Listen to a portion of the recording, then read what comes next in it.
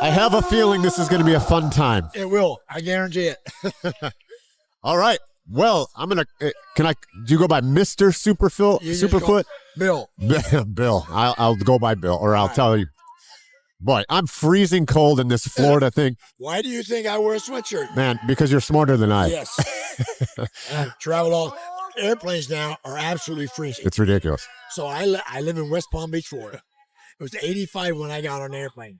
I get on an airplane in Fort Lauderdale, and it's like 65. So I wear a heavy coat, but a coat, a Harley coat, hat, and a sweatshirt. Yeah.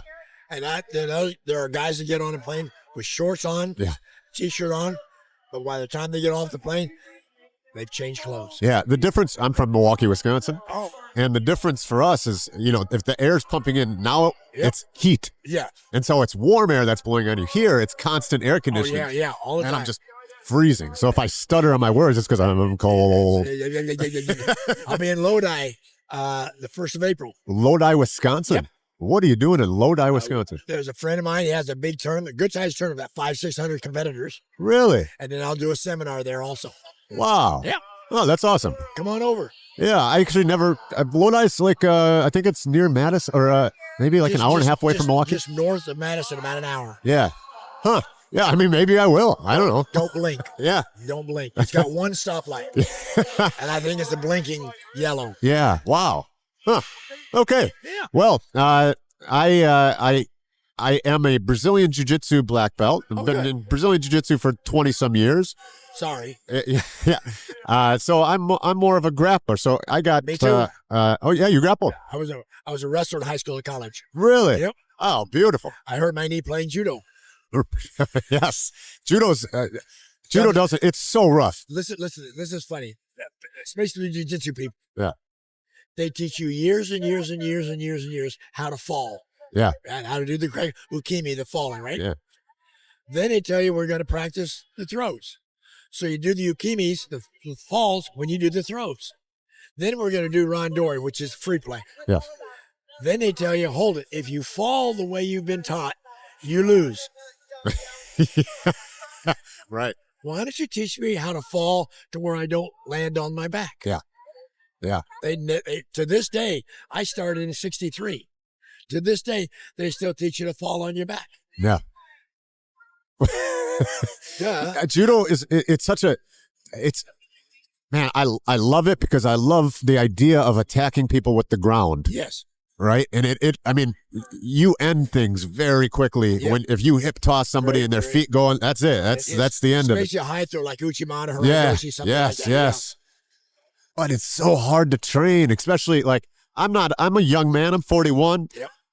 But I don't want to do an hour of, even on a pad. It's like. Here's the good thing about it. I'm 79 years old.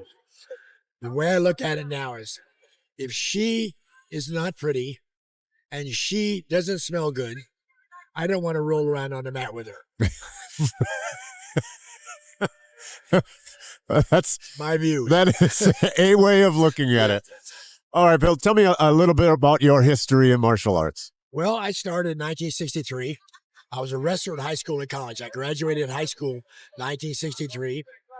And my friend talked me into going into the service with it, the Air Force. Okay. So we went through basic training together, and I've not seen him since. Really? No, obviously 50-some years, 60-some years, I haven't seen him. And I got stationed at Wordsmith Air Force Base in Michigan. Sorry. Right here instead of there. Okay. Yeah. And so I wanted to wrestle because my high school, and so I went over to the men's gym and I said, "Do you guys have a wrestling team?" This guy says, "Well, I don't know what they're doing in the back, but they're rolling around on the mat." And I said, "Fine." Yeah. So I walk back there, and these guys, these little white suits, are throwing each other all over the place. So being a brash 17-year-old at the time, I say, "Excuse me. Does anybody in here wrestle?" This guy gets up with a white coat on, white pants on, with a black belt on. Well, we don't know what that is. Not until 63. Sure. So he says, "You wrestle?" I said, "Yes, sir." He said, "Well, I'll wrestle you." So he takes his belt off, takes his top off. We wrestle. I take him down a couple times, put him on his back a couple times. He says, "That's pretty good." I said, "Well, thank you, sir." Now put this little white coat on. So I put this little white coat on. Yeah. You know what flying status is? Flying status? Yeah. Well, that's I was in the air more than I was standing on the ground. I bounced off the walls. I felt like I bounced off the ceiling. Yeah. And I went, "What is this called?" He says, "It's called judo." I said, "Wow, this is fun." Yeah. So I started playing judo. Yeah. And I represented, and I was pretty good at it because of my wrestling background. Yes. And we won the 2nd Air Force Team Championship when I was 18 years old. And then I get stationed in Okinawa. Yeah. But it's okay because I had a judo team there. Yeah, yeah. So I'm playing judo with those guys. And all of a sudden, there's an old adage. I'm sure you know, I have it in jiu-jitsu too. A good big man will beat a good little man. Okay. And I'm working out with a guy I'm probably 140 maybe. And I'm working out with a guy about 175, 180. Yeah. I come in for a throw called Ouchigari. Mm-hmm. And he just drops right on my leg. My knee tears my medial collateral ligament. Yep. Back then in 1960, this is 1966, there was no such thing as arthroscopic surgery. Back then it was called exploratory. Yeah. Which does not sound good nope, at all. Not at all. And the doctor said, "We want to go in there and see what we can do." And I said, "What are the chances of it being normal if you don't?" 50-50. What are the chances of it being normal if you do go in there? 50-50. Bye, doc. Thanks for having me come in to see you. Yeah. And I just let it heal by itself. And, through the years, it just got worse and worse and worse. And through all my competitive judo, my competitive point tournaments and kickboxing, I wore a brace. Really? That's why I couldn't kick with it, but I did a great job of holding me up. Yeah. Huh. That's interesting. So, but I'm in Okinawa, and I'm bad because I'm in a cast from my crotch all the way down to my ankle. And the guy says, "Hey, there's a karate school downtown." Really? Let's go check it out. So we go down to the karate school, and we're sitting there watching this class. And this black belt comes in and says, "You do karate?" What? You do karate? And I look at my friend. He said, "Do you want to do karate?" And I said, "Oh, yeah, it looks fun." He said, "You stand up, stand up." I can't. I'm on the brace. I'm the cast. No, but I'm stand up. So that's where I started doing sidekicks. No way. With a cat? Yeah, with a cat? Well, I couldn't move. Yeah. So I just leaned back a little bit, brought the knee up through the sidekicks. Huh. Did those for about 15,000. Seemed like it. Right. And I came back the next week. He said, "Oh, you're back. You better go do karate again." Huh? He said, "Now we do Mawashigiri." What the hell is the Mawashigiri? Around the house kicker. Around the house kicker. So I did a roundhouse kicks. And those are my 2 kicks at the start. Yeah. Yeah. So then when you were injured and then you started, so you didn't get into karate until you were 18, 19 years old. 1966. I was 20 years old. 20 years old. Wow. And then you've become a legend in the sport. Lucky. Come on, it's not luck. Well, see, look, did you know that when you first started jiu-jitsu, did you know that there was competition? I mean, when I started, that's my girlfriend. Oh, okay. Yeah. Fighting. Oh, yeah. But you didn't know that you were different ranks and different. We didn't think about it. Yeah. Well, I didn't know it either. It was fun. Yeah. It was just fun. I had just something to do at the time. Yeah. I don't drink. I'm not a big partier. Yeah. So when you're in the service, you've got 2 things to do. Either find something to do in your off time or go get drunk with your buddies. Right. Well, I don't drink. Right. So finding something to do was the judo at first, then the karate in Okinawa. Yeah. And then I got back in the States because I didn't know they had tournaments. And I'm working at this karate school in San Bernardino, California. And the guy says, "Hey, this is the tournament. There's a karate tournament in Riverside, California. You want to go?" "What's a karate tournament?" Right. Well, right. Yeah. I mean, well, you go and you spar, you fight. Yeah. Really? That sounds fun. Yeah. I did. So I go there. Now, this is the crazy thing. In Okinawa, if you're a 2nd or a 3rd degree black belt, you're a bad dude. Yep. Especially back in 1966. Yep. So I go to this tournament, and I'm looking all around because I'm seeing guys walk around with 6 degree black belt, 7, 8, stripes on their belt. Yeah. And me looking, and I go, "Whoa, he's going to kill everybody." Thinking that. Yeah. He lost first match because it's different sparring than fighting in the deck. Yeah. So I did really well at the tournament because I played it as a game. And so that really good. And then finally made black belt that summer and started competing in tournaments. And well, and because it was fun, and I used a lot of my judo degrees and my wrestling background to do the fighting, distance wise, Yeah. speed wise. Yeah. Yeah. It's so crazy how you can learn. I mean, at least for me, learning from the judo, learning from boxing, yeah. learning like for me, like the angles and the movements, and like once you have a certain degree of mastery in one thing, you know that how to gain that in the next thing. Well, in jiu-jitsu, it's a 5-minute match, right? Depending, yeah. In judo, it's a 5-minute match. Yeah. But you got jugotai. The name of the technique is jugotai. It's a defense. So we're as low as we could possibly be, this far apart. We're wide apart. Yeah. How the hell are you going to throw me from there? No. So you have to work around. That's why there's 5 minutes in length. Right. But we're working all kinds of different movements to try to defend and try to react, try to create an opening. Right. And that's what takes a long time. And if you watch judo matches nowadays, they're very boring because it takes 4 minutes and 50 seconds just to get the grip. Right. Yes. Yeah. Because why would you let anybody have that grip? Because you're going to end up, on a highlight reel. 100%. Yeah. Look it up. Yeah. Okay. So you started doing the tournaments and you started having a lot of success. Yeah. Tell us, how much success did you have? I was a national champion 3 years in a row. That's pretty. 60, 70, 71, 72. Yeah, no, 71, 72, 73. I'm sorry. Yeah, I didn't care about it. Yeah. Because it was fun. Yeah. And I looked at it. I looked at the point tournaments just as a judo competition or a wrestling competition. You have to control your techniques in a point tournament. So why be real strong? Right. Why be? Because if I hit you too hard, I get disqualified. Right. So I said, well, why don't I just be fast? And I'm a white guy, and I'm quick. Yeah. So I said, well, I'll just be fast. In and out real fast so you don't hit me back. Yeah. I had 23 title defenses. My nose is still straight. Yours isn't. No. You are correct, sir. But I'm just kidding. Yeah. But no scar tissue. Yeah. And because I practice the distance aspect of it. Yeah. I don't want to be what a lot of boxers call in the pocket. Yeah. Because in the pocket, we both get hit. Yeah. But this far away, you can't reach me. Yeah. Why didn't you tell me that years ago? If you would have called me, I would have said it. Yeah. Oh man. Okay, so you had obviously very tremendous success. Where, with martial arts in general, what else did it impact in your life? My life, Just my entire life. Your entire life, yeah.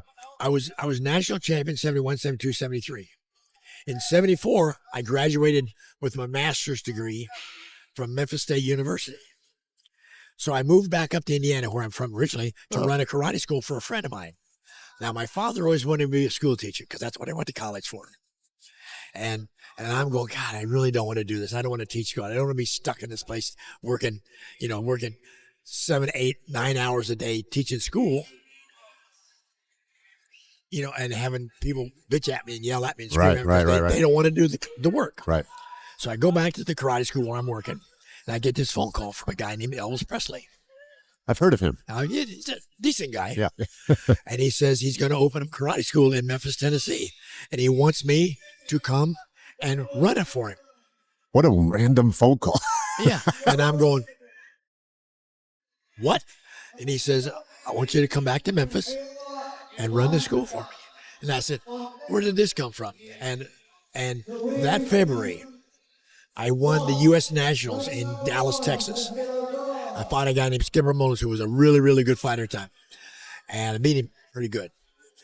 And nobody knew this, but he was up in the audience in the top rungs there where nobody knew he was there. And he watched the tournament. And he knew that he knew that I was from Memphis, living in Memphis. Yeah. So I went, wow. And he wants me to come back. And I went, well, let me think. Okay. Right, yeah. Now, the beauty of it is, remember when I said my father wanted to be a school teacher? Yeah. And I'd already done a couple of interviews for schools. How am I going to tell my dad I'm not going to be a school teacher? I'm going to work for Elvis Presley. I got it. I call home. Hi, Dad. How you doing? I said, hi, Bill. How are you? I said, put Mom on the phone. So my mother gets on the phone. I says, Mom, Dad's going to be upset, but I just took a job working for Elvis Presley. Mom, you there? My dad gets on the phone. He says, what'd you just tell your mother? I said, I just told her I took a job working for Elvis Presley. Dad. And then I would say maybe a half an hour after that, because I'm floating on the sky the way it is, right? Of course. All of a sudden, I get this call from Mike Anderson and Joe Louis that I've been picked to be the middleweight on the United States team to fight in the World Championships. I said, great, I'm a middleweight, we'll do it. He said, Bill, you don't understand. I said, what don't I understand? It's kickboxing. We're going to go to the knockout. You're the second person to use that term. Like, no, let's go to the knockout. Like, Yeah. I forgot who it was, but they're like, I feel like I was going to get disqualified. Like, no, I'm going to knock him out and then I'm going to get disqualified. And I'm going, oh, you guys have fun. No, because right now I can throw a kick at you, throw a punch at you, and think I could kill you. Yeah. I don't want to have to prove it. Right. And but you can do the same thing to me. Right. So I said, no, this doesn't sound fun at all. But Joe Louis, because I studied in Okinawa, also studied in Okinawa before I did. So he outranks me. Seniority. Okay, yeah. So he says, you're going to do it. I said, I don't want to do it. I don't want to do it. I'm going to. He says, Wallace, you're going to do it. Okay. Best thing I ever did. Yeah. Because I won the world championship, defended the title 23 times. 23 times. Yeah. Got lucky. Yeah. It's fun kicking people. Yeah. And your nose is still straight. Oh yeah, the nose is because you got to get over the shoulder. Yeah. But and many exhibitions, matches. I fought Tommy Hearns, fought Virgil Hill. I kicked and they punched and had a blast and did a bunch of movies. And the funny thing is, up until I won the world championship, my father, every time we talk, says, when are you going to quit doing, can I swear? When are you going to quit doing this shit and get a job? he wanted me to school because he was a teacher. Yeah. I said, Dad, I'm having a ball. He says, quit doing this shit and get a job. Yeah. The night I won the world championship, I called him up and I said, Dad, I won. He never brought it up again. So I said, that's good. But, if you think about it, being a school teacher, you're impacting people for 9 months out of the year. And you might never see that person again. Yeah. Well, I do seminars all over the world. I've been doing it since 1972. That's a long time. A long time. And people come up to me today, here. 52 years. Yeah, but people come up here and says, I took a seminar from back in 1965. And I went, wow. That's and nice. guys, we took a picture back in 1980. Can we have another one? So, maybe that's impacting people. Yeah. But the great thing is people still remember. Yeah. How do you stay so, like, your energy is just incredible. Yeah. I mean, you said you're 79 years old. Yeah. And I'm not kidding Quit picking your nose. I'm not picking my look. I saw Seinfeld. I saw. Remember that? Yes. It's not really. I'm not picking my nose. So, yeah, let me give you this compliment. Jeez, don't be such a deflector. So you're 79 years old, but when you were talking about you as an 18-year-old, I pictured you as an 18-year-old. Yeah. And the question that popped in my head is, I wonder how different he is. I had hair. Right. No, I feel great about it. I take it as a compliment. Yeah. When I was fighting, I felt great, but I had hair. Yeah. And I still feel great, but I don't have any hair. You're just a youthful guy that, I mean it. I feel great. And you should see the junk that I eat. Really? Oh, everybody else has been telling me I need to eat healthy. Yeah. You're like, no, I eat junk. I weigh the same now, right this minute. I weigh the same that I weighed in 1980 when I retired. Yeah. 44 years. Yeah. And I feel great. I'm not on any pills. Yeah. No supplements, no medicine or anything like that. Yeah. I feel great. And I eat whatever I want to eat. I'm a hamburger freak. Hamburgers, French fries, ice cream. But luckily I was Don't blessed. tell Don this. He will talk your ear off about. We talk. We spend tons of times here. We go to Europe together. Yeah. And where's the good food? The funny thing about England, we do seminars at night. The seminar starts at 7 o'clock. We're done by 9 o'clock. Right. In England, you ever been to England? Yes. Okay. When do the restaurants close? That I don't know. 9 o'clock. Okay. We work till 9 o'clock. Right. So the only thing open is the McDonald's. And for 9 days or so, we have to eat at McDonald's at night. Yeah. Yeah. Yeah. But what else you gonna go over there? Yeah. Which is fine for me because I can live on McDonald's. I love it, man. That's so funny. Yeah. Everybody, it's so cool because everybody has this I think the age bracket is probably 64 to 79. Yeah, yeah. And like everybody is young and vibrant and youthful. And the only string, I mean, you just broke the mold a little bit, but really the only string is martial arts. Yeah, yeah. And they're just staying active. It's like golf. Golf, they say you can play forever. You can, but you after a while you play from the up tees. Yeah, right. Because you can't hit it as far. Why can't you hit it as far? For some reason, the swing's not there. It's gone. But you've been swinging 3,000 times a day for the last 50 years. Yeah. Well, I still kick. I still punch. I still work the bag. I still kick people. Still spar. Yeah. So how many times a week? I'll stretch and kick every day. Wow. I do a Zoom class on Wednesday night. Wow. And we started it during the COVID because nobody could go anywhere. Sure, so I said, well, I'll just do a Zoom class so people can join the class. Had like 100 and some people the first time. So I said, fine.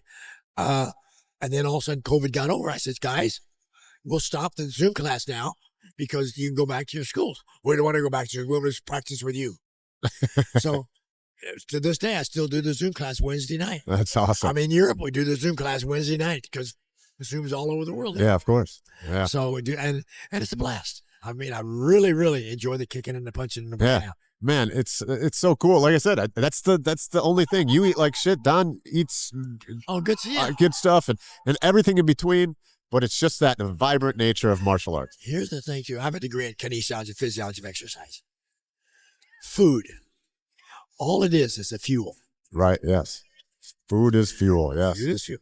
And your body gets what it wants, what it needs, and gets rid of what it doesn't need. Groups and peas. Right. I have a metabolism very fast. I can eat a quart of ice cream, and tomorrow not gain a pound. Right. And my mother's metabolism. My father was an athlete, but he was heavy. Later on, yeah. So, but I feel great. I have a blast. I still do the splits. I still do the kicking. Still do the boxing. Beautiful. Yeah, it's still fun. So let me bring it back to here. I feel like you're right. Leave it. I could absolutely just talk. I feel like for whatever reason I could talk to you for hours. I can talk for hours. I have tons of stories. Yeah. I just saw you take a picture maybe a half an hour ago or whatever the case may be with 10 or 15 legends of the sport all coming here. How cool is it to have all of these people in the same building? Well, the better thing is, how cool is it to have all these people as your friends? Yes. See, we've all worked together. We've all done together. We've had our arguments, but there's one thing in common. We work with people. We kick and we punch. Maybe not the same, but basically the same. Yeah. And we get together. We don't badmouth everybody. We don't talk bad about this. We have a blast. Yeah. And if I can get you to work out here and I'll show you this kick. There's one guy came up to, I don't know if you saw that. This guy says, would you rate my kick, Mr. Wallace? And because side kick's my favorite kick. And I've dropped 13 guys with a side kick. So he throws a side kick. I said, it looks really good. And I said, it looks really good. Do it again, slow. So he does it slow. And he locks it out. I said, don't lock it out. Because I have a degree in physiology. Yeah. I said, don't lock it out because if you hyperextend a joint, you're going to tear a ligament or tear a meniscus. He said, okay. So he does it fast. I said, perfect. Yeah. Now, the problem is, see, I can teach you, just like in jiu-jitsu, everybody's built differently. Yes. We have different strengths. We have different weaknesses, different flexibilities. Yes. But right there is the most important thing, the brain. Yeah. How many different techniques have you been taught in your jiu-jitsu class? A lot. Which ones you use when you compete? Very few. Exactly. Yeah. See, so our job as a teacher, your job as a teacher, is to teach all of them. Yeah. The student's job has the hard job because he's got to find out the ones that he likes. Yeah. The ones that he can still do. Yeah. And the ones he likes. It's like in a karate class. You go into a karate school. You watch this little kid walk over and try to kick that bag with a double jump and spinning back kick. Does it 35, 40 times. Falls down every time. Comes back next week, same thing, falls down every day. In about a month or so, he comes back and does it once or twice, falls on his wrist. He'll never do it again. He finds out, I can't do that. Sure. So he'll come up with doing something else. Right. Every body is different. in my jiu-jitsu school, I own a school back home, Oh, so where? Milwaukee. Oh, that's Yeah. right. Yeah. You got to come. I know. I'm really thinking about it. I'd like to Challenging. Yeah. Painless, precise, and playful. Yep. The playful aspect of it is information. Better information. The more information you have, the better decisions you can make. And if you're teaching in class, you're having fun, because the students can tell if you're having fun. Yeah. If you're having fun and the students having fun, they'll come back tomorrow. Yeah. I totally agree with it. The problem is, if you're not having any fun, they're going to find out that they're not having any fun. Yeah. They're looking for a reason not to come back. Yeah. I totally agree. At Ball State, Muncie, Indiana, I learned one thing, if nothing else. My first quarter at college, my instructor says to me, teach them something that they know, then teach them something that they don't know. If you teach them two things that they know, they're bored. If you teach them two things that they don't know, they're lost. That's interesting. I like that. Give them a reason to come back. Yeah. I like that. You can use it. Yeah. I'll give you credit. Okay. No, give my professor credit. Yeah. Yeah. I will do that. Tell me, so just so I don't hijack all your time, like, it's been 25 minutes and quite frankly, Wow. I know it flew by, right? Yeah, yeah. I have heard a lot of movie stories. Do you have one that stands out? I did a movie with Jackie Chan called The Protector. I was the bad guy in the movie. We're doing a fight scene. And, I throw a body shot to his gut. Boom. And it's the stunt coordinator for those people say, no, Bill, you got to really put it in there. I said, what? He says, you got to really put it in there. And Jack says, no, I'll pad up for it. It doesn't matter if you pad up for it. If you want me to throw the body shot hard, it's not the same. Yeah. Oh, no. I said, fine, I'll play the game. So he pads up, hit it. I go, boom. Boom, hit him, boom, pick up, hit him again. So I hit him with a body shot. Boom, he drops. I start hitting him. He goes, ah!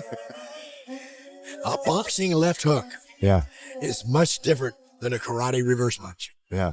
Because you practice detecting the karate reverse punch, right? Hey, boxer wants to put the glove through the bag. Right.